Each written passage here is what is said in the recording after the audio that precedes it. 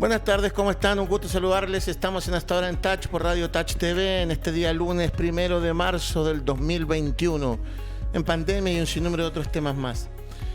¿Qué padre, qué persona que tenga algún contexto de vida sano no se siente con la noticia de la muerte de Tomás, de este niño de 3 años que murió la semana pasada, donde fue encontrado?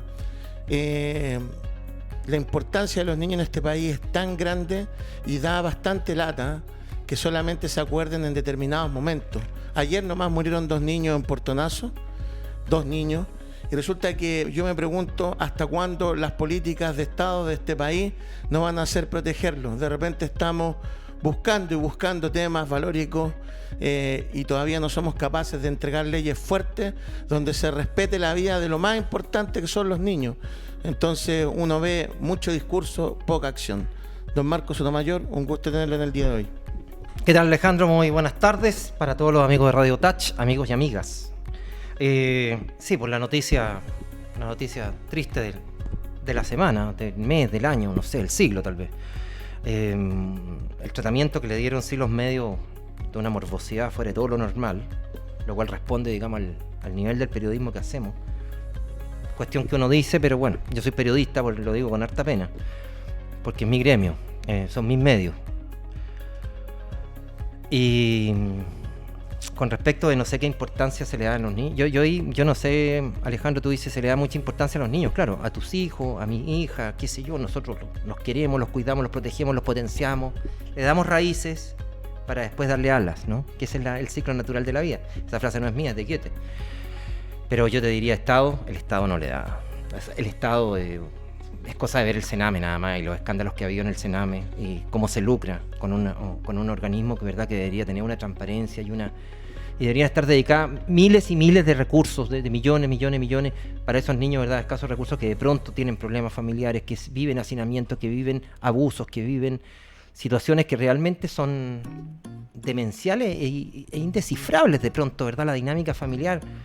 Como sea, el Sename no es ninguna solución, al contrario. Entonces, el Estado chileno, yo no sé qué tanta prioridad le coloca en la infancia, a los niños. Ve el tema, por ejemplo, de las poblaciones. Los guetos que se han construido son guetos, ¿verdad?, con departamentos de 2x2, en donde viven familias de 4 o 5 personas, en donde el hacinamiento es espantoso y hasta la promiscuidad. No se les construye una canchita para que jueguen, no se les coloca un árbol. Los chicos padecen obesidad mórbida, están todo el día, ¿verdad?, con las papas fritas, la bebida soda y jugando PlayStation, ese tipo de cosas. Entonces yo no sé de qué podemos hablarse que aquí efectivamente este país, digamos, cuida a los niños, más allá de la tragedia de Tomasito, obviamente. Ese es el tema. ¿Cuántos se cuidan? ¿Quiénes lo cuidan? Y hay un trato bastante complejo el tema. Vamos a tener un invitado, candidato constituyente del Distrito 7. Maxi, te saludamos, aprovechamos de tu vuelta de las vacaciones. Un gusto tenerte con nosotros. Tú nos vas avisando cuando esté don Agustín Esquella por el Zoom para que podamos estar con él, ¿o ya está? Ya me está escuchando. Antes de eso quiero decir otra cosa. Quiero manifestar mi más profunda molestia contra Cristian de la Fuente. Cristian de la Fuente le hicieron una entrevista donde habló de un sinnúmero de cosas contingentes, y dentro de eso habló de que basta violencia, que se rompan las cosas y que uno puede estar de acuerdo con él en diferentes puntos. Pero lo que no me pareció fue que él señaló que basta que la gente quiera todo gratis, y resulta que él participó de la campaña Vamos Chilenos, pidiéndole plata a la misma gente que está pidiendo que no sea todo gratis para que compren los teléfonos para los abuelos en el invierno pasado. Entonces, ¿en qué quedamos? No queremos todo gratis y él participa de una campaña donde se le pide plata a la gente que supuestamente está mal. Entonces, esa incongruencia yo de repente, de verdad que me cuesta entender de gente que participa de los medios de comunicación. Desconocía las declaraciones del actor. Lo que sí, cuando se refiere, quieren todo gratis, se refiere a la clase política, me imagino, ¿no? Ellos tienen todo gratis. Choferes, autos con benzina, le pagan los peajes, le pagan todo, ¿verdad? Y le pagan mucha plata. Chile es uno de los países que más gasta en recursos públicos en la clase política. Y bueno, y lo que tenemos como clase política deja bastante que desear. Así que, bueno, estamos ahí en el control. Pero me pareció bastante mal. Y lo otro fue que en Canal 13 se hizo un programa de ver lo que era el Festival de Viña. Todos a Viña le pusieron. Y yo vi un rato, porque yo siempre me encanta el Festival de Viña. Haciendo zapping vi cómo estaban todos, Raquel Argandoña, Tonka Thomas, Sicho Martín Cárcamo, Tonka que se veía muy bonita, muy guapa, pero me parecía en el set del estudio los Juegos del Hambre. Una cantidad así de plástico, cuestiones, y hablando con una falta de empatía de la gente, vamos para acá, con trajes de 200 lucas, y hablando sobre video. Y yo decía, pucha, ¿qué costaba una polerita? ¿No? Hacer más, estamos en otra onda, estamos en pandemia, muere gente todos los días. No, todo ahí, los Juegos del Hambre. Y para mí era ver los Juegos del Hambre, la gente que estaba ahí. Lo encontré ya no, yo no a veo, un nivel. No veo ni hablo del festival. Así de simple, décadas. Veo algunas cosas puntuales, no sé, en la década de los 80 ver a Police, o más adelante ver al Cat Stevens, cosas así, sí, uno las ve, pero ya... No te gusta, ¿no? Eso veo, nada más. Muchachos, estamos... Números puntuales, la rutina que hizo Kramer en algún momento. Bueno, estamos con nuestro invitado, pues nos vamos a conversar con un gran invitado, candidato constituyente por el Distrito 7, don Agustín Esquella. ¿Cómo está usted, don Agustín? Bien, buenos días. Un agrado estar con ustedes y por favor a ver si me quitan ese don. Yo se lo quito de inmediato. Le vamos a decir buenas tardes primero, Agustín, porque van a pensar que está grabado esto. ¿Cómo está usted, primero que todo? Bueno, bien en lo personal, pero ¿quién puede decir hoy que está bien en medio de esta pandemia abrumadora, persistente, que no retrocede? Que sí va a estar relativamente controlada con un proceso de vacunación masivo, pero decir que uno está bien hoy es casi una falta. Es verdad, hay que darle la bienvenida a Pancho Fanjul también, ¿no? Pero no, yo le quería, el otro día tuvimos un pequeño debate acá en el panel, Agustín, con respecto de qué significa ser constituyente, en definitiva, que es una figura nueva. A diferencia de las otras elecciones que van a haber este año, la de alcaldes, por ejemplo, en abril, el rol de un constituyente, ¿cómo se desmarca, digamos, de las otras elecciones a las cuales uno está más acostumbrado, de senadores, diputados, alcaldes, concejales, presidente de la República? Mira, estas últimas elecciones que tú mencionas son votaciones populares para elegir personas que van a ocupar cargos que por lo mismo tienen una duración prolongada, cargos que tienen gestión a su cargo, cargos que tienen presupuesto, jefe de gabinete, probablemente coche oficial también. En cambio, quienes postulamos a la Convención Constitucional no postulamos en rigor a un cargo, sino a una función. Y esa función no es otra, como todos sabemos, que la de estudiar, redactar, pero antes de redactar, concordar en una nueva constitución para la República de Chile. Esto suena algo solemne de la manera como lo acabo de poner, pero es que es solemne porque es enteramente inédita esta experiencia en la historia constitucional de Chile. Por primera vez, una nueva constitución va a ser propuesta al país para que la ratifique mediante un plebiscito, ese llamado plebiscito de salida, que sea esa constitución democrática en su origen y democrática en sus contenidos. Si las elecciones se efectúan en un mismo día, eso puede confundir un poco las cosas, pero se trata de elecciones parejamente importantes, pero distintas porque, reitero, en un caso se eligen autoridades para cargos, en el otro se eligen personas para que se encarguen de una función tan importante como la que acabo de recordar. Agustín, el otro día en un conversatorio que tuvo ahí en el Bésame Mucho, en un emblemático lugar en Valparaíso, porque hay que recordar que Agustín Esquella va por el distrito 7 de la zona de Valparaíso Costa, o Quinta Región Costa. Usted hablaba hizo una comparación, una metáfora bien interesante con respecto a lo que es la Constitución. ¿Qué importancia tiene?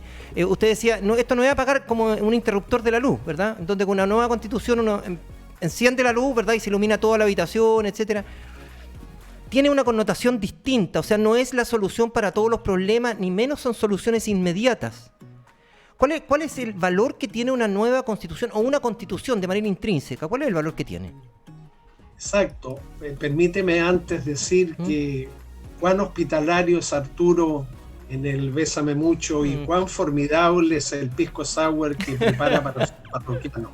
Yo agradecí conocerlo, agradecí esa preparación enteramente original del pisco sour, y aunque yo lo dejé hace tiempo el pisco sour, a mi edad solo tomamos algo de vino tinto, no, ese día no pude evitarlo y lo disfruté. Pero claro, yendo ahora a tu pregunta, una constitución que entrará en vigencia en más de un año más, ¿cierto? Después del trabajo de la convención y del plebiscito ratificatorio, va a constituir solo un marco muy importante sin duda, nuevo y mejor que el que tenemos actualmente, por cierto, dentro del cual los futuros gobiernos van a definir sus políticas públicas, las futuras autoridades administrativas, sus resoluciones administrativas, los legisladores, sus leyes, los jueces, sus sentencias. Esa es la importancia de una constitución. No resuelve todos los problemas, pero fija el marco dentro del cual nuestros problemas como sociedad se van a poder resolver. Y la imagen que tú recordabas, sí, yo creo que describe bien, espero, lo que va a ocurrir. Cuando uno entra a una habitación a oscuras y presiona un interruptor convencional, pasas instantáneamente de la total oscuridad a la luminosidad completa. Pero cuando uno lo que presiona es uno de esos interruptores no convencionales, esos que van girándose hacia derecha o hacia izquierda y que van permitiendo aumentar o disminuir la luz, ¿cierto? Se aviene mejor esta segunda imagen con lo que va a ser una nueva constitución, porque los cambios que se van a generar a partir de ella van a ser inevitablemente graduales, positivos creo yo, ojalá rápidos, pero graduales, porque sabemos también que la democracia es gradual. Tenemos que mejorar nuestra democracia para que, sin dejar de ser gradual, sea un poquito más rápida de lo que es, porque a veces, cuando vamos subiendo la escala, escalón a escalón, como debe ser en una democracia, nos quedamos pegados en uno de los escalones y no damos con la prontitud que se debiera el paso siguiente. Agustín, antes de darle la palabra a Francisco Fanjul, que se ha integrado con nosotros, uno ve su currículum. De hecho, Marcos Sotomayor nos envió por interno el currículum suyo el día de la mañana, que es bastante amplio como académico, un sinnúmero de cosas. Sin embargo, hay dos cosas que me llamaron a mí la atención de su currículum y de sus temas personales. Me imagino que le gusta harto Mercedes Sosa y lo iracundo, porque estamos viendo, ¿ya? Ambos mucho. Ya. Los iracundos, sí, perdona que te interrumpa, están más ligados a mi vida juvenil, a mi vida universitaria. Fíjate que había un profesor medio ciego y medio sordo que nos daba clases, muy estimable persona, pero nos aprovechábamos de su sordera, y en la última línea de bancos de la sala de clase, en un pequeño tocadiscos, poníamos discos de los iracundos. Y La lluvia caerá, por supuesto. ¿Por qué se lo planteo? Porque uno de los puntos de vista que tenemos acá en el panel, y del cual yo defiendo mucho, es que falta más cercanía de quiénes van a ser la gente que está yendo a constituyente y tener lenguaje más coloquial para acercarse a la comunidad, porque de repente yo escucho el artículo 775.500 de Nueva Zelanda, de Holanda y no sé qué cosas más, y la gente que de repente la encasillan, hablan de esto, y la gente pareciera que fueran ignorantes porque no entiende de qué están hablando los políticos de las grandes esferas. Entonces, cuando leí eso de sus comentarios, de cómo acercaba usted unas canciones tan importantes para dar ejemplo a la ciudadanía, me pareció un puente muy bueno, porque mi pregunta es, hay que acercarse y ver la gente que está en otra parada con otros problemas de Cartagena, del Quisco, el Garrobo, el Tabo, Las Cruces, San Sebastián, que tienen otra realidad. ¿Cómo usted pretende acercarse a esa gente? Porque si bien esto no es un concurso de popularidad, al final los elegidos van a tener que ser con votos. Bueno, el lenguaje que deberá emplear la nueva Constitución deberá ser un lenguaje, creo yo, muy comprometido con ciertos principios y valores de una sociedad democrática más avanzada que la actual, un lenguaje también claro y un lenguaje también directo. pero también quienes estamos postulando a la Convención Constituyente para hacer realidad ese lenguaje. Al momento de redactar la nueva Constitución tenemos que emplearlo ahora. O sea, tenemos que ser lo más comprometidos posibles con nuestros puntos de vista y atentos, por supuesto, a los puntos de vista de los demás, particularmente de aquellos que se nos opongan, pero también, como tú sugerías, nuestro lenguaje en la campaña tiene que ser claro, directo, coloquial e incluso dotado de sentido del humor. En mi sitio web, y también ha ocurrido con otros candidatos, hay momentos de humor, momentos francamente divertidos, que no banalizan la campaña, pero que sí la vitalizan, la airean, le proporcionan oxígeno, porque incluso a propósito de un proceso tan solemne e importante como el que estamos viviendo en materia constitucional, el humor no puede estar ausente, nunca debe estar ausente. Y fíjate, no solo el humor, sino también referencias como las que tú tienes la amabilidad de recordar. Una referencia a Mercedes Sosa cuando canta "Cambia, todo cambia". Bueno, hay mucha gente que no se da cuenta de eso y que cree que las cosas no cambian en los países o no deben cambiar. Mercedes nos recordaba en esa canción "Cambia, todo cambia".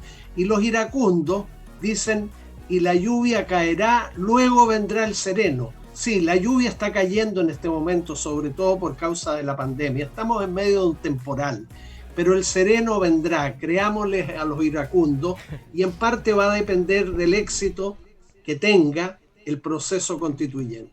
Don Pancho Fanjul, y viene en camino ya don Caco Villalta, que ya está listo a conectarse desde Papudo. Pancho Fanjul. Sí, no sé, tengo una acople ahí. ¿Sí? ¿Está bien? A ver.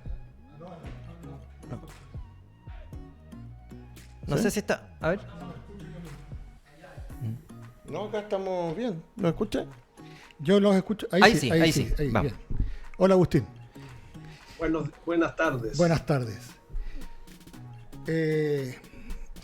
No sé qué tanto alcanzaron a hablar antes que yo llegara, perdón por el retraso, pero siguiendo la línea de lo que te plantea Alejandro, que lo hemos discutido harto nosotros, hay como una discusión entre cuál tiene que ser el perfil que tiene que tener el constituyente. O sea, un experto con dominio en todos los temas, un intelectual en cierta medida, o un ciudadano común y corriente que represente la mirada de la población. Obviamente tiene que ser un conjunto de ambas cosas. Y esa cercanía que te plantea Alejandro al momento de exponerse el candidato, porque en realidad lo que se necesita es la exposición mediática, porque a muchos los conoce su ámbito más cercano, pero no los conoce el grueso de la población. Pero yo difiero ahí un poquito en el tema de traspasar explicar las cosas que van a discutirse en la convención, porque si necesitaríamos, el tiempo no da, necesitaríamos 12 meses más para explicarle a la gente, a la ciudadanía, cada uno de los temas que se podrían eventualmente debatir ahí y hacerlos entender. Yo para elegir un buen restaurante no necesito ser chef ni cocinero, o para elegir mi equipo de fútbol, o cómo me gustaría que juegue mi equipo de fútbol, no necesito ser ni futbolista ni director técnico. Yo tengo claro lo que quiero más o menos, y hay un voto de confianza en las personas idóneas para que representen mis deseos en esta convención. Pero pretender que los constituyentes salgan en algún medio explicándole a la gente que es un sistema presidencialista versus un sistema parlamentario o semipresidencialista es absurdo a estas alturas del partido, me parece a mí. ¿Cómo crees tú que debe ser el constituyente y cómo llega a la gente el mensaje que tú quieres entregar? Mira, a raíz del perfil o los perfiles que tú ensayabas al comienzo de tu pregunta, creo que valen todos. No creo que deba haber ni haya un solo perfil para los futuros constituyentes. En algunos casos puede tratarse de expertos en cuestiones jurídicas y constitucionales. En otro caso puede tratarse de personas que sean intelectuales, de una mentalidad más amplia que la de los solos expertos. En otro caso puede tratarse de artistas, hay varios artistas que están postulando, enhorabuena, y también ciudadanos comunes y corrientes. No hay un perfil en consecuencia único. Lo que le puede dar a la convención una rica diversidad es precisamente la variedad de quienes lleguen allí, porque por lo demás, Francisco, es seguro que esa convención constitucional va a tener un apoyo técnico constante de asesores, abogados, psicólogos, sociólogos, personas con experiencia en teoría política. En consecuencia, quienes lleguen no muy preparados a la convención van a tener asesorías, insumos que van a poder asimilar en poco tiempo. Y en lo demás, en cuanto a la información, yo creo que todos los candidatos estamos haciendo un esfuerzo no solo por resultar elegidos, sino también por informar. Aprovechar nuestro contacto, por ejemplo, con las personas que siguen esta audición para informar. Incluso la franja electoral, yo lo he expresado, ojalá sea antes un vehículo de información que de propaganda. Sí, estamos acostumbrados a que sea pura propaganda, pero ojalá esta vez, sin dejar de ser propaganda o publicidad para los candidatos, los partidos, los independientes, sea un vehículo de información a los ciudadanos. Y algo más, Francisco, los ciudadanos tenemos también el deber de informarnos por nosotros mismos. No es aceptable hoy día para quienes puedan tener acceso a Internet decir yo no estoy informado. Basta poner la palabra Constitución en Google para que inmediatamente te responda, generalmente muy bien, qué es una Constitución, cuáles son las materias que regula. Basta poner también en Google presidencialismo o parlamentarismo para encontrarse con brevísimas pero claras y pertinentes descripciones de qué significa políticamente un régimen presidencial, qué uno parlamentario, qué uno mixto o semipresidencial. Entonces, yo utilizo siempre estos espacios que se me brindan para tratar de informar, pero también para pedirle a los ciudadanos que tienen acceso a Internet que hagan un esfuerzo para informarse por sí mismos, el mismo esfuerzo, y a veces incluso ni siquiera tanto, que hacemos para estar informados de los resultados del fútbol, que a mí también me interesan mucho, ¿no? Pero en este momento constitucional del país hay como el deber, la obligación, creo yo, de hacer un uso pedagógico de las redes, de Google, pero también de las redes sociales, porque la interacción entre nosotros a través de las redes sociales, si la hacemos serenamente, con buena fe, con lealtad con el proceso constituyente, puede servir para que unos y otros, al conectarse, vayan mejorando la información de que disponen. Don Caco Villalta, ¿estaba por ahí? Todavía no. Sí, Agustín, en el evento que usted fuese elegido constituyente, ¿cómo prefigura que va a ser ese debate en la comisión? Porque hay gente que yo creo que también ha sorprendido, ¿verdad? Gente que de la derecha más dura, que en algún momento se opuso precisamente a este plebiscito, a esta elección, ahora aparezcan como constituyentes, como candidatos a. Es gente que evidentemente va a tratar de defender la constitución actual, que se modifique muy poco, que se mantenga el modelo que se instauró, yo te diría, a partir del 11 de septiembre del año 73. ¿Cómo prefigura precisamente ese debate? Mira, yo creo que no digo nada novedoso si vaticino que el debate va a ser intenso, que va a ser un debate prolongado, a lo menos durante 9 meses o un año, si es que la convención tiene necesidad de prorrogar por 3 meses su cometido, pero yo tengo la esperanza, si no la certeza, de que va a ser también un debate con mucha escucha. Yo tengo la esperanza de que, teniendo derechos los 155 constituyentes, por supuesto, a pedir la palabra cuando la convención esté funcionando, van a sentir también sobre sí la obligación de escuchar a los demás, particularmente a quienes piensen distinto, y van a trabajar, estoy seguro, con puertas y ventanas abiertas, no cerradas a la ciudadanía, para que escuchen también las voces que provengan desde la ciudadanía de manera tranquila, pausada, desde luego no a gritos ni de manera intimidante. Mi esperanza, no digo que tenga la certeza en esto, es de que Chile a partir de abril, de hecho ya lo está haciendo, se nos transforme en una suerte de gran coloquio constitucional. Sí, tenemos otros problemas en estos momentos, pero de eso se ocupará el gobierno mientras dure y el próximo, los legisladores, la administración del Estado, los servicios públicos, los jueces que siguen funcionando para tomar en sus manos lo que podemos llamar la contingencia. Pero este país, que tiene muchos problemas contingentes, partamos por la pandemia nomás, levantó la mirada y dijo, no obstante las contingencias más bien adversas por las que estamos pasando como todo el mundo, no obstante esas condiciones adversas, levantemos la mirada y apuntemos a una nueva constitución. Y en eso hay que tener las cosas claras acerca de que ese, me parece a mí al menos, es el principal de los procesos políticos de este año. Tenemos elecciones en abril, que además de la constituyente, vamos a tener elecciones presidenciales y parlamentarias a fin de año.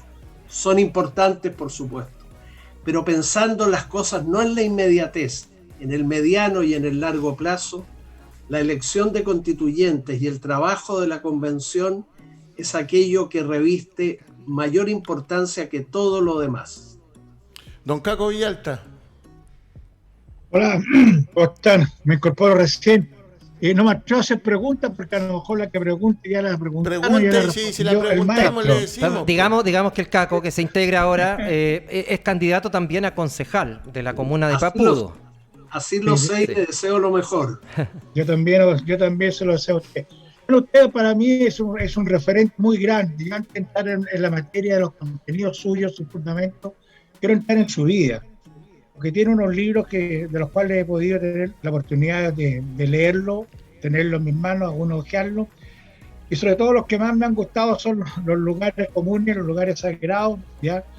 Porque eso es un recorrido muy romántico, muy nostálgico respecto a una manera de ser y enfrentar la vida. Y la otra es la hípica, porque tiene ahí el jinete de la lluvia, ¿no? Y tiene a punto de salir, como el otro libro. Y yo también tengo un estudio que se llama el Estudio Papudo. Entonces, también tengo mi afición por las carreras de caballo, al igual que la tiene usted. Así que siempre su vida me ha atraído mucho, porque además es un académico, profesor y rector de la Universidad de Valparaíso. En fin, hay una cosa que con toda la inteligencia que tiene usted, con toda su capacidad, yo no sé si está pecando de ingenuo, y se lo digo porque la calle está mandando más que la sabiduría. Entonces, por mucho que tenga usted capacidad, sabiduría, yo lo he escuchado también en otros foros y en otros programas, desarrollar su idea de constitución política. Pero también me he encontrado con otros foros y con otras ideas de gente que opina totalmente distinta y que incluso está al punto de sacrificar mucho de lo que se obtenga en consenso, si no se obtienen los 2/3, el famoso tercio posterior, etcétera, etcétera. A lo que voy, la calle a veces está gritando más fuerte que la sabiduría. ¿Cómo va a ser capaz usted de contrarrestar todo aquello? ¿O usted es parte de la calle sabia? Juan Carlos, gracias por recordar ese libro, Lugares Sagrados, en los que yo paso revista a aquellos sitios que no tienen una connotación religiosa, sino sitios, tú lo entendiste muy bien, en los que yo me siento particularmente muy bien. Allí están los bares, los cafés, las librerías, las salas de cine, desde luego el hipódromo, ni qué decir el estadio, sobre todo cuando juega Wander en Valparaíso y nos saquean, que es lo habitual. Y fíjate que está también entre los lugares sagrados, tú lo recordarás, los templos vacíos, que eso sí tiene connotación religiosa. Pero la verdad es que yo entro a los templos vacíos, de verdad, en Viña, en Valparaíso, cuando estoy en Santiago o cuando estoy fuera del país, en que no haya ningún oficio religioso en curso, porque eso no me interesa. Me interesa el silencio y la penumbra del lugar para huir del estrépito urbano que hay hoy en día, del ruido ensordecedor que nos invade. Qué bueno saber que tú estás ligado a un estudio. Yo lo ignoraba, así que le voy a poner atención al estudio Papudo, porque me imagino que tienes caballos ganadores. Hemos ganado los tres clásicos, ganamos el clásico de iniciación de los 3 años. Este año. Este año, se va a debutar, en marzo va a aparecer con los caballos de la mejor generación. Ganó la primer clásico de selección. ¿Y cómo se Se llama? llama Arriba Papa. Ah, qué buena, arriba papa, como gritamos los hípicos en los últimos metros, Y para la reír, otra- y para el otro reír. se llama Sorba. Sorba, buen nombre. Sí. Sorba, gran personaje de la Sí, película va. de Gilda A Sand. mí, me dejó mareado esa película. Ordinaria. Gran película, Gilda Sand con Anthony Quinn, con Sí. Alan Bates. Alan Bates. Gran actor. Melina Mercuri está ahí también, ¿no? Sí. ¿Quién? Era la mujer, Melina Mercuri está también, o Irene Papas. No sale, ya sale la otra, la Irene que murió, Papas. la Bubulina. Ah, la Bubulina. Bueno.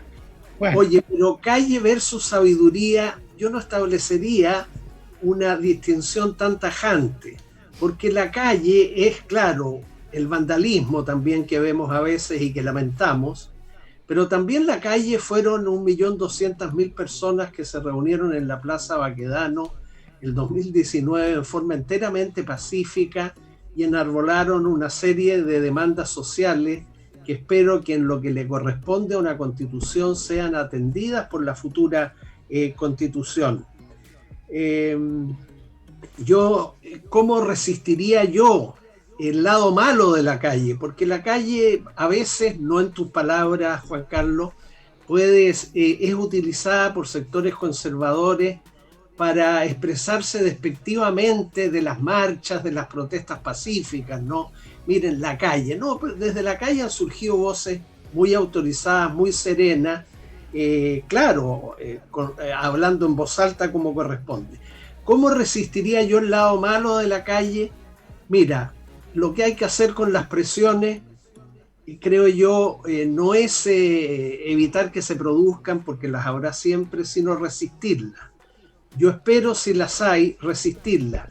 Y como soy independiente de los partidos políticos, no milito en ningún partido, ni voy a militar en ningún partido, no obstante que voy por un cupo del Partido Liberal de Chile, pero sin enajenar mi independencia, creo que la mezcla entre lo que te decía antes, resistencia e independencia, a lo menos en mi caso, me van a permitir mejor seleccionar lo que escucho y no dejarme llevar por el viento, porque nada peor, Juan Carlos, que el oportunismo, sobre todo tratándose de constituyente. Aquí no hay que dejarse llevar por el viento que sopla más fuerte, no hay que dejarse por el grupo que grita más alto, hay que dejarse llevar, esa es mi esperanza, puede que suene ingenuo, pero hay que dejarse llevar por la reflexión, por la deliberación. Yo creo que eso es lo que va a prevalecer en la Convención Constitucional. Habrá gritos a su alrededor, sí, ya lo sabemos, pero nuevamente resistirlos y aferrarse al diálogo con los demás. Agustín, es más esperanza que pronóstico, Juan Carlos. Sí, yo quería, perdone, parafrasear algo que dijo usted, Agustín, hace una semana, precisamente allá en Valparaíso. Usted decía, lamentablemente en este momento el modelo económico subordina todo. Subordina justicia, subordina moral, subordina ética, subordina todo. Yo tengo cierto grado de pesimismo con respecto a lo que pueda pasar con la constituyente, en el sentido de que este modelo que se instauró en nuestro país está tan bien diseñado, está tan enquistado en los poderes fácticos, hay tantas trenzas, hay tantas colusiones, ¿verdad?, para defender este modelo, que uno dice, ¿habrá posibilidad efectivamente de cambiarlo? De hacer un país más digno, de hacer un país más justo, en definitiva. Si lo único que uno pide es justicia, igualdad de oportunidades, que los tipos que tienen el poder, ¿verdad?, que repartan el botín, en definitiva. Si uno no está pidiéndole que todos ganemos lo mismo, un régimen más... No, estamos pidiendo oportunidad e igualdad. ¿Usted cree que se pueda dar eso con la nueva Constitución? Mira, el modelo, el sistema, que le podemos dar el nombre descriptivamente, no peyorativamente, de capitalismo neoliberal hegemónico, eso pretende ser descriptivo.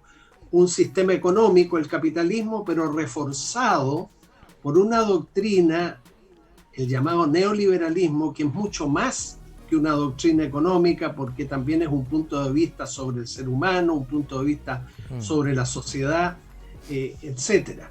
Entonces, como este sistema está un poquito yendo a la baja Ya desde el año 2008, la gran crisis económica que se destapó en Estados Unidos, ¿cierto? Y que afectó a todo el planeta, yo tengo la esperanza de que vayamos abandonándolos nosotros también, a lo menos abandonando el refuerzo liberal del capitalismo.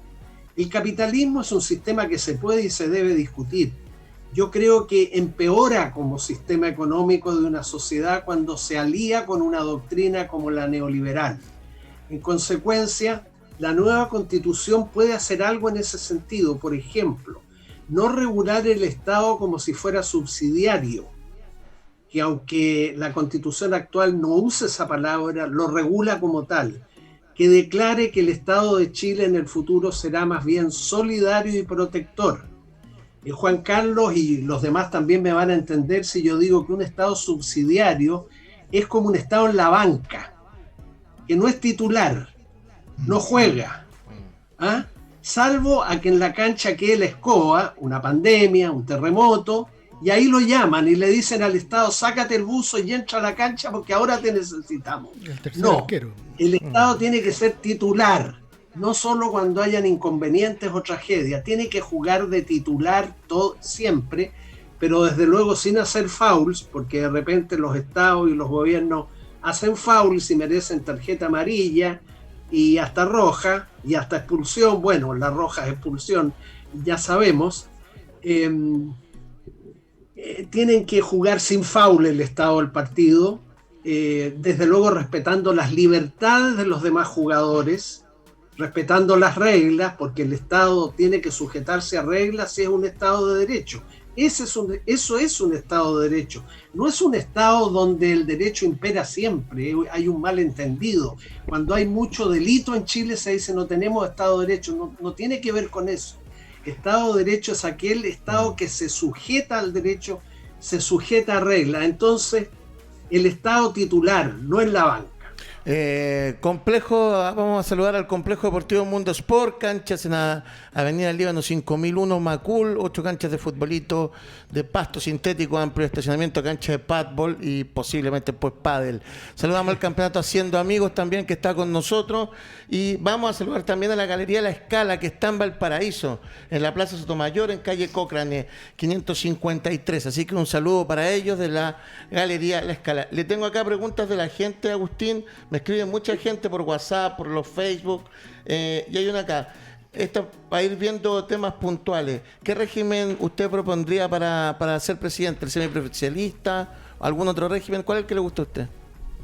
Desde luego, contesto negativamente, poner término al presidencialismo casi monárquico que tenemos desde la Constitución del año 1925, también la del 33, claro, que fue muy reforzado por la Constitución del 80, pero no para derivar bruscamente a lo contrario, digamos, un régimen parlamentario, otra vez pasar de la oscuridad a la luz, digamos, con un interruptor de esos que modulan el paso y que no lo hacen bruscamente. Yo abandonaría el presidencialismo excesivo, abrumador, que transforma al presidente casi en un monarca, en favor de mayores atribuciones del Congreso y sobre todo en favor de mayores atribuciones para los gobiernos regionales y comunales. Haría eso desde luego en un régimen que podemos llamar semipresidencial o presidencialismo atenuado. Eso es por lo que yo optaría. Ahora, ¿cómo expresarlo en la Constitución? Yo creo que ya hay un consenso bastante amplio. Yo lo he escuchado en la población, entre los propios constituyentes, de derivar de un presidencialismo a un régimen cuando menos semipresidencial.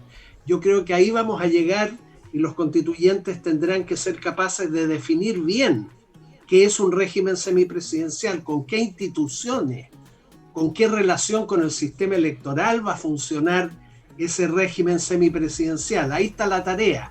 Pero fíjate cómo este tiempo constitucional que estamos viviendo ya hace sus buenos meses, ¿no?, ha ido decantando ciertas opciones como esta. Por ejemplo, de los derechos sociales, hasta poco más de un año, muchas personas, sobre todo en la derecha chilena, sostenían que no existían los derechos sociales, que los derechos sociales eran poco menos un invento de los izquierdistas o de los social cristianos para sacarle más impuestos a los ricos. Yo escuché decir esto en ambientes incluso académicos, pero ya nadie, por fortuna, pone en duda que hay algo real que llamamos derechos sociales.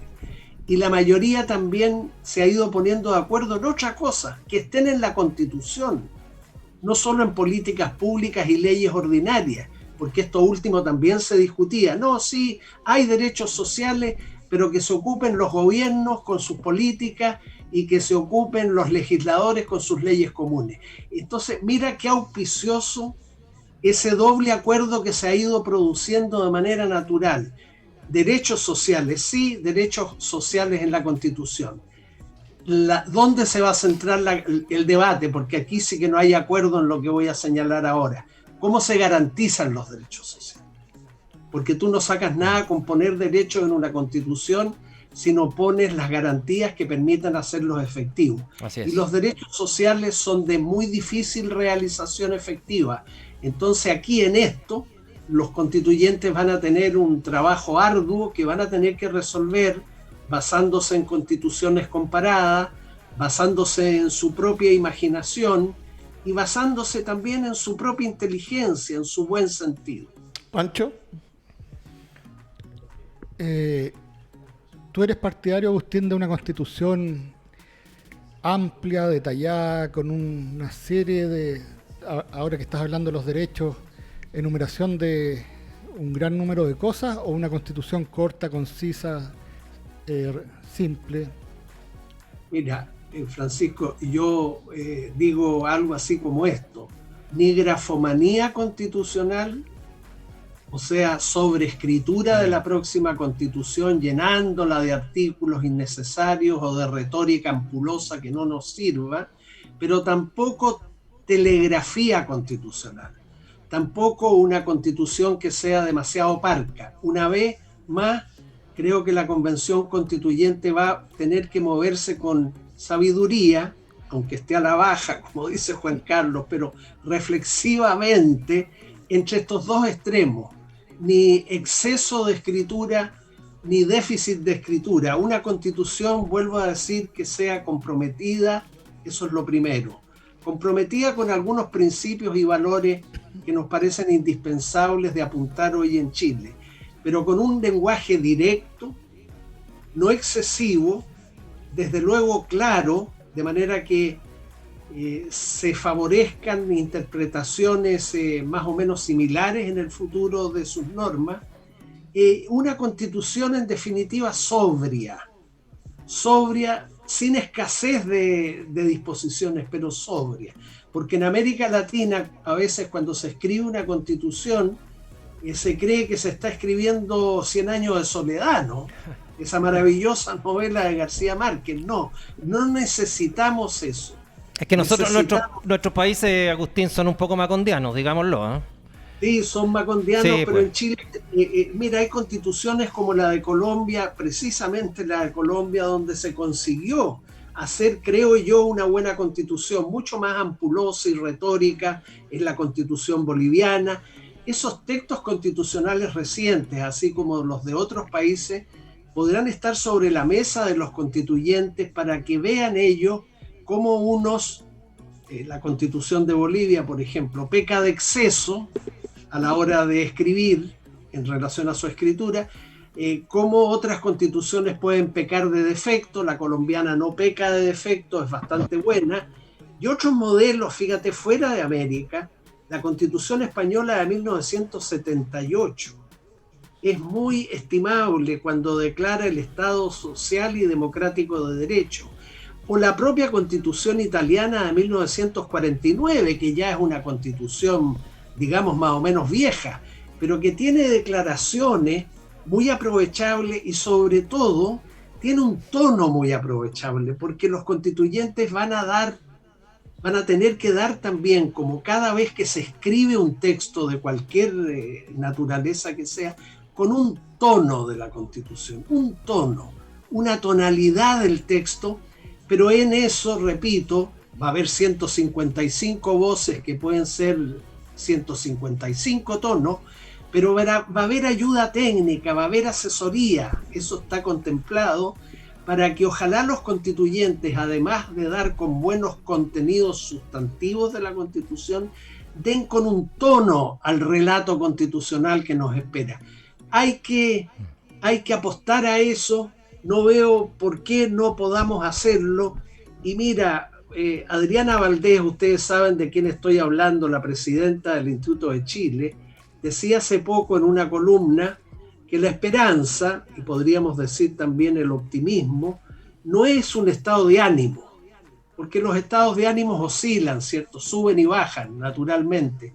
Ella decía, no es un estado de ánimo, es una opción ética.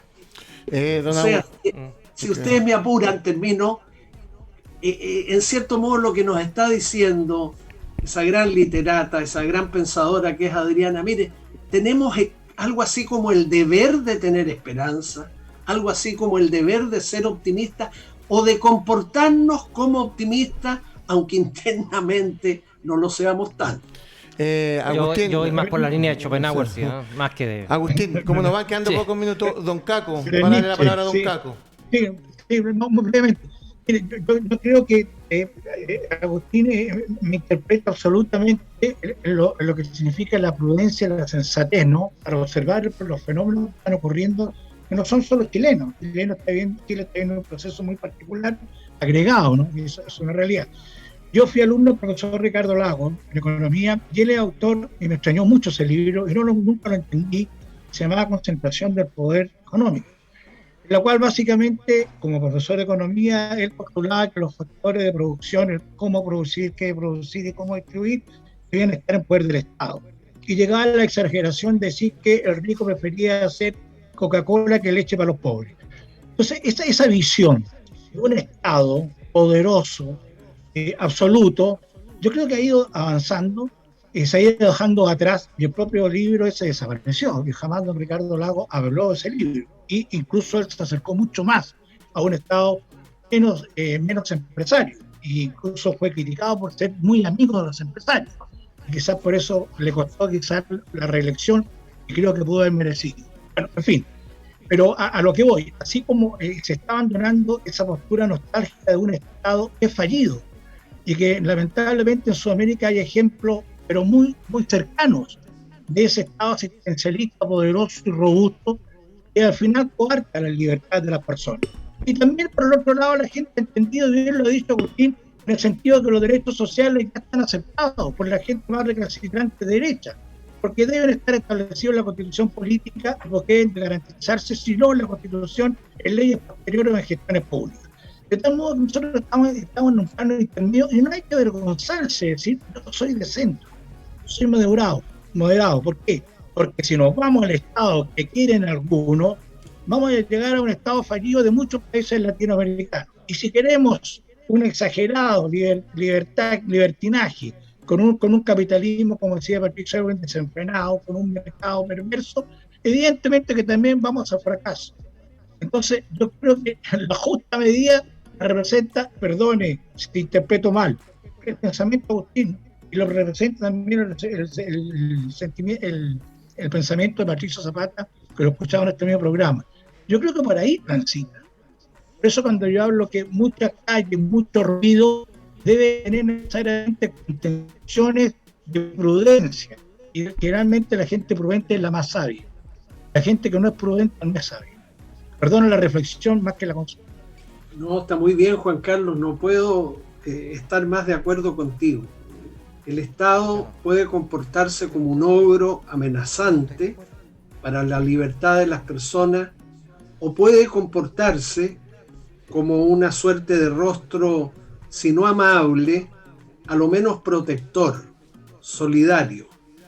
Y en consecuencia, entre un Estado omnipresente, que ya sabemos conduce a pisotear las libertades, a un Estado ausente o a un Estado en la banca, como yo señalaba antes, tenemos que dar con una fórmula que no vaya en pos de ninguno de esos extremos.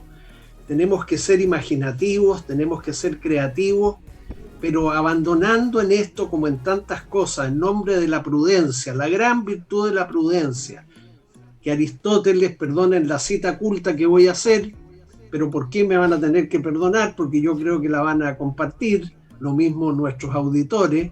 Aristóteles decía de la prudencia que es saber deliberar lo conveniente a cierto fin. Saber deliberar lo conveniente a cierto fin. Sí, el fin ahora es una constitución, ese es el objetivo. Pero saben, señores constituyentes, les diría yo, si estoy entre ellos, o desde una columna en el diario, o desde mis clases en la universidad, si no soy elegido, por favor deliberen. La democracia sin deliberación, sin reflexión, no conduce a nada. Y ratifico lo dicho por ti, Juan Carlos, yo no quiero estados que pisoteen las libertades en nombre de la igualdad. En América Latina hemos tenido y tenemos hasta hoy regímenes que con el pretexto de hacer sociedades más igualitarias se cargan las libertades, la libertad de pensamiento, de prensa, de expresión, de reunión, encarcelan opositores políticos y al final no solo hacen eso, sino que tampoco consiguen sociedades más igualitarias. ¿Qué pasa hoy en Venezuela, por ejemplo? ¿Es que han conseguido una sociedad más igualitaria en Venezuela al pasar por encima de libertades públicas? No, sofocaron libertades, mal, pero además ni siquiera han conseguido un mayor bienestar de las personas desde el punto de vista de sus condiciones materiales de vida, porque millones de venezolanos están huyendo de su propio país. Imaginen el dolor de esa gente, mucha de la cual llega a nuestro país, que se van de su país simplemente porque no tienen que comer, porque no tienen medicamentos básicos que utilizar. Lo pongo como un ejemplo. Agustín, yo quiero darle las gracias por haberse contactado el día de hoy. Darle las gracias a Marco Sotomayor, que nos hizo el contacto con usted para el programa, por darse el tiempo de reflexionar. Y también para mí, como reflexión, toda la sapiencia que usted tiene. A mí me hubiese encantado que las elecciones de constituyente hubieran sido el 2022, porque siento que hay mucha desinformación de la gente y estos cabildos y este tipo de conversaciones te daban la posibilidad, no para los más viejos, perdonando la palabra, sino para la gente más joven que tuviera un espacio para poder desarrollarse. Así que, Alejandro, ¿me puede dar 5 segundos? Te juro que son 5 segundos y no hablo más. Mira, a propósito de lo que decía Agustín, los templos vacíos. Marco me va a entender en esto, porque yo sé que lo conozco a Marco. Marco tiene una beta nostálgica y romántica también. No es un hombre duro. Los estadios vacíos para nosotros son los templos. Yo cuando iba al estadio a hacer partido y veía el estadio de la Cisterna vacío, iba con gusto. Era como un masoquismo. Era como decir, este templo vacío me produce un estado de ánimo que no sé por qué me interpreta. Los teatros vacíos, los cines vacíos. Les recomiendo una iglesia vacía, que también la visito sin oficio religioso, que es la iglesia de San Juan Tadeo, que hay en la Munatiqui, que es una sala de clase pintada de color paquete vela. No va a haber nunca nadie, ni siquiera un sacerdote, y va a haber murallas totalmente raídas. Ahí hay un templo. Ahora la reflexión. Gracias por el dato, Juan Carlos. Yo les agradezco mucho esta oportunidad y aunque no esté presente, saludos a Marco. Él estuvo conmigo esa tarde de la semana pasada en que llegamos al Bésame Mucho y creo que junto con conocernos pasamos ahí un gratísimo momento juntos. Agustín Esquella, muchas gracias por haber estado con esta hora en Touch. Que esté súper bien. Gracias a ustedes, un abrazo. Hasta luego, Agustín. ¿Alguna reflexión de Pancho Fanjul? Dime. ¿Qué reflexiona usted después de la conversación de Agustín Esquella? Para variar, me quedé con ganas de preguntarle más cosas, pero en lo último que dijo Caco, que le quería preguntar a Agustín, me quedé me quedó dando vuelta un cierto temor que yo percibo en cierto segmento de la sociedad, como hacia dónde va a ir este cambio. Es para desarrollarlo mucho más largo, así que no me quiero meter ahí. Ahora. Lo que vi al final fue que los 5 segundos, yo estaba en un programa a las 12 de la noche, los 5 segundos de Don Caco es como la mentira de uno cuando sale con una amiga. No voy a decir, no se puede decir hasta ahora. Marco, una reflexión. El Caco está todavía, ¿cierto? Sí, oye. No, es que yo, cuando hablamos de estados más subsidiarios o más solidarios, que tengan más presencia, versus estados más minimizados, como pretende el modelo neoliberal o el modelo capitalista, ¿verdad? Jibarizar el Estado.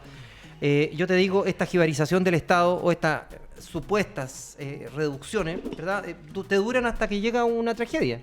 El Estado está en la banca, ¿verdad? Cuando llega una tragedia, todos miramos al Estado y el bono del Estado. ¿Y qué pasa con la educación? ¿Qué pasa con los servicios públicos, con los hospitales públicos, con los consultorios, ¿verdad? En el caso de la pandemia. Claro, miramos al Estado porque el Estado tiene que estar presente.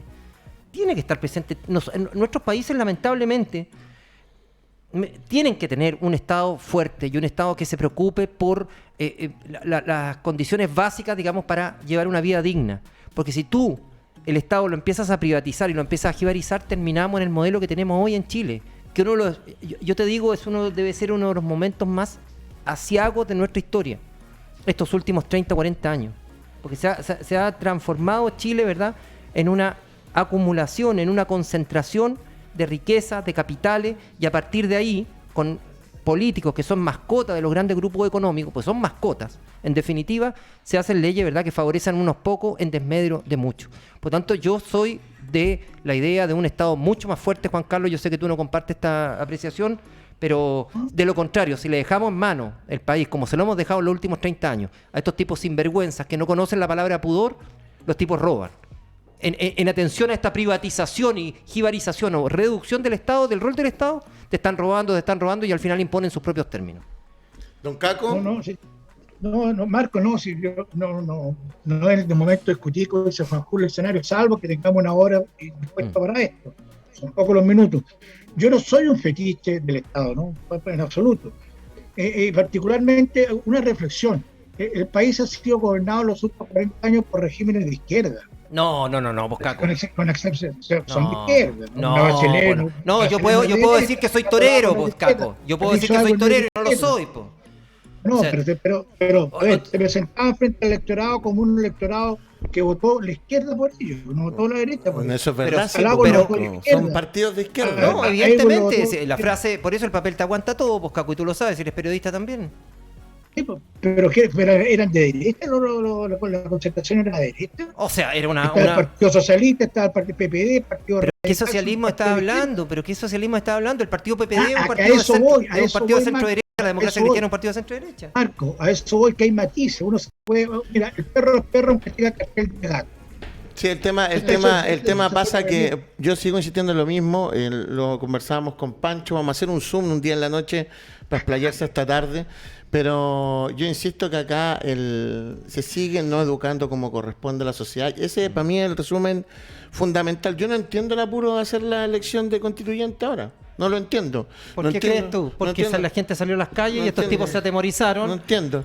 Y en atención a calmar un poquito los ánimos, dijeron ya, vamos a la constituyente. Todo sobre la marcha siempre. Entonces, sí, evidente, porque acá yo he hecho un trabajo de educación hacia la ciudadanía de 1 o 2 años, partiendo por el colegio para que supieran la gente lo que se va a votar.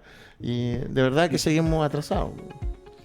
Yo creo que ese trabajo es mucho más largo, Alejandro. No soy un fetiche del Estado. Espera, Caco. Lo que te decía yo el otro día, yo creo que ese trabajo es mucho más largo. Fuera aplazar la elección 1 año, 2 años más, no te lo va a solucionar. En parte lo que te decía Agustín también, la gente no se informa por sí sola. No hay mucha voluntad. Y entonces ese proceso educativo para que realmente la gente entienda es mucho más largo que 1 año, 2 años, no sé. Y vuelvo a lo que dije al principio, o sea, tú para elegir un restaurante no necesitas ser cocinero. O sea, tú confías que a ti te gusta la comida que sirven ahí y tú confías que la persona que la prepara. La Constitución es lo mismo, o sea, tú no necesitas saber el detalle de lo que se va a debatir ahí. Exactamente. Tú tienes que delegar tu confianza en las personas que tú crees que van a hacer algo. Ahí está la esencia del contrato social, precisamente. Exactamente. Claro. No necesitas educar a la gente en qué es un sistema presidencial o si... qué sé yo, cada uno de los detalles que va a involucrar la Constitución. Esto es para un Zoom en la noche, bien largo, que vamos a preguntar si don Caco puede de repente y don Marcos... Por supuesto. Quedan 40 segundos, así que nos despedimos mañana. Fútbol y política. Tenemos a don Víctor Hugo Castañeda acá, candidato a alcalde por la ciudad de La Serena, que va a estar con nosotros conversando. Y vamos a aprovechar de hablar de cómo el subcampeón del fútbol chileno contrata un entrenador de 4ª división para dirigir acá en nuestro torneo. En Copa Libertadores. Un abrazo gigante. gigante, a don Caco Villalta, que está allá en Papudo, Y a sus caballos. a don Marcos Sotomayor, Bueno, ha ido bien, Marco. a don Pancho Fanjul, a Álvaro Guerrero en los controles junto a Maxi, y un abrazo a todos. Que estén súper, nos vemos mañana. Chao, Caco, que estés bien. Chao, chao. Chao, Para saludos todos. Círculo Central, Marco. Gracias.